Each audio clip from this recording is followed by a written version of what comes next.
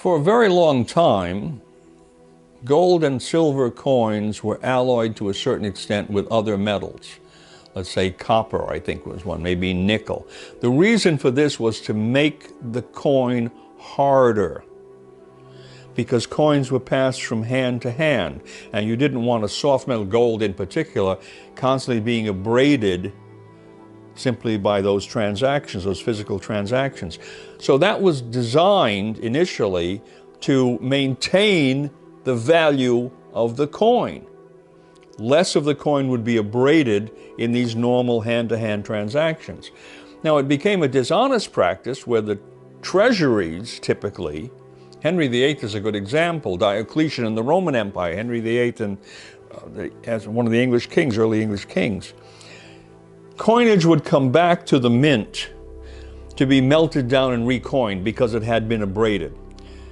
And what would the mint do? Instead of putting in the normal amount of silver and the normal amount of base metals to harden the coin, it would decrease the amount of silver and put in more base metal, but put that coin out at the same value. And that little bit of silver that was removed, who would get that? Would it be the king or the emperor, whoever, the treasury. So the treasury was making a profit on recoining the currency by debasing the coinage. And eventually that became to such a point where the coinage was no longer accepted in the marketplace. Diocletian was a great example of that, the Roman Empire. People no longer accepted the silver coinage because they knew how debased it was.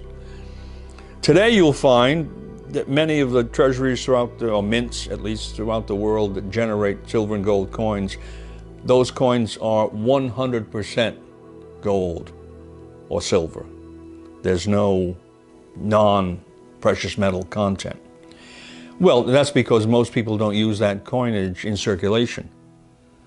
They'll purchase the coins and they'll put them in a safety deposit box, put them at some place where they won't be, in a sense, subject to kind of abrasion. Why? Because they're investment items. People don't use gold and silver coin in our modern economy, at least, as over-the-counter monetary transactions.